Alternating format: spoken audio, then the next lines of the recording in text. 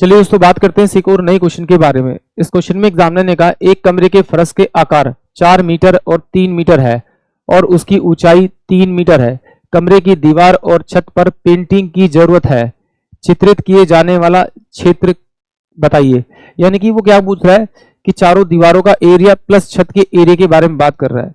अगर आपको इसके प्रॉपर फॉर्मूले के बारे में पता है और फिगर के बारे में पता है तो फिर आप इसे फॉर्मूले सोल्व नहीं करेंगे, डायरेक्ट सोल्व करेंगे। कैसे जरा देखिए। पहले मुझे मालूम है कि जब मैं फर्श का छत का क्षेत्रफल निकालूंगा तो L इंटू बी चाहिए, तो ये मुझे दे रखा है इन दोनों को मल्टीप्लाई करूंगा तो ये 12 मीटर स्क्वायर, तो मेरे पास में ये वाला एरिया आ जाएगा। और अगर जब मैं दीवारों का क्षेत्रफल निकालूंगा तो मैं क्या करूंगा, इन दोनों को तो पहले मैं ऐड करूंगा तो ये 7 हो जाएगा। इसको फिर 2 से मल्टीप्लाई करूंगा और उसकी ऊंचाई जो देखिए उससे मल्टीप्लाई करूंगा तो ये कितना हुआ, 7 दूनी 14 और 42 और इसमें ये 12 जोड़ दूंगा तो मेरे पास जो आ जाएगा वो 54 सेंटीमीटर स्क्वायर आ जाएगा एरिया। यानी कि ऑप्शन जो बी होगा वो इस क्वेश्चन के लिए करेक्ट होगा। एरिया हमेशा स्क्वायर में होता है। अब जरा इसको एक बार सॉल्व भी कर लेते हैं।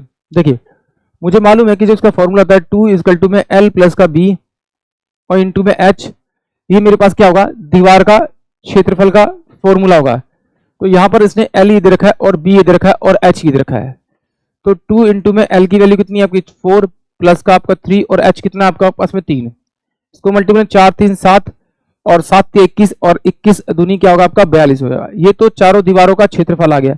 अब छत की बात करूं तो छत मेरे पास क्या होगी आपकी L इंटू बी होगी। तो L इंटू बी इन दोनों को मल्टीप्लाई करूंगा तो 4 इंटू में 3 12 हो जाएगा। तो 12 इसमें अगर ऐड करूंगा तो 54 सेंटीमीटर स्क्वायर इसका एरिया आ जाएगा। यानी कि ऑप्शन जो बी होगा वो इस क्वेश्चन के लिए करेक्ट होगा। आई होप आप सभी को क्वेश्चन समझ में आया होगा।